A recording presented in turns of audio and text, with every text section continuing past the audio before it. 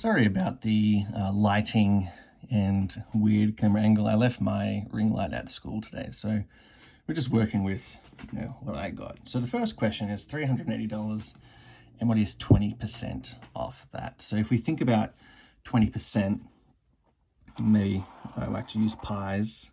We break this pie into 10% or 20%, and how many 20s or 10s make 100? So I might do 20%, so 20, 40, 60, 80, 100. So that's 5. So I need a pie with 5 parts, like that.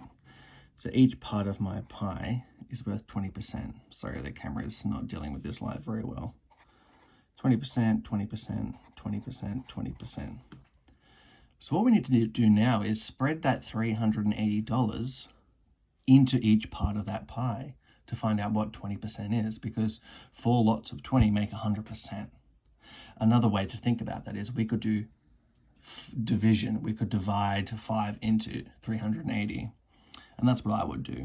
You could do trial and error and just say, I'll try 40, 40, 80 that way, or you can just do it this way. So how many times is 5 going to 380? So 5 goes into 3 0 times. So they combine together. How many times is 5 going to 38? 5, 10, 15, 20, 25, 30, 35. 7 times, remainder 3. How many times does 5 go into 30? 5, 10, 15, 20, 25, 30, 6. So the answer is 76.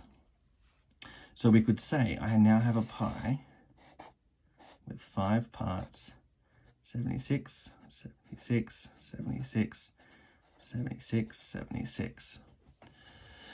So if we wanted to check this, we can then do the inverse operation. So 5 times 76, or do the vertical strategy like this. 5 times 6, 5, 10, 15, 20, 25, 30. Put down the 0, carry the 3. 5 times 7, 5, 10, 15, 20, 25, 30, 35, plus the 3 is 38.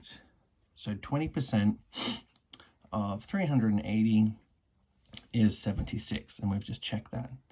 Another quick little way that you might be able to think about this is, I mentioned before 10%. So 10% is a lot easier to work with generally, because we know that there's 10 groups in 100 to make up the 100%. So what makes it kind of easier with this one is if we were to break 380 into 10 groups, and I divide 380 divided by 10, I know that the answer is going to be 38 because I have a 0 here.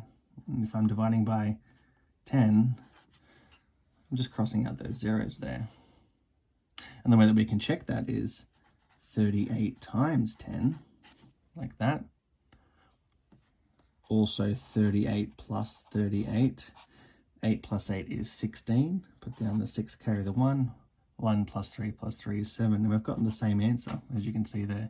But let's quickly do the 38 times 10 to check. 0 times 8 is 0. 0 times 3 is 0. Cross out the 0 and bring down the 0 to block out the 1's column. 1 times 8 is 8. 1 times 3 is 3, and our answer is 380. So if you were trying to find out 20% and you found out 10% first, you just need to double it, which is what I did over here. So there are 2 ways to figure out percentages. If, for example, you're given 20% or 30% or 40%, and that's too tricky to start off with, I always find out what 10% is, because when you find out what 10% is, you just need to double it or multiply that by 40 to get 40%. So I always bring it back to 10%.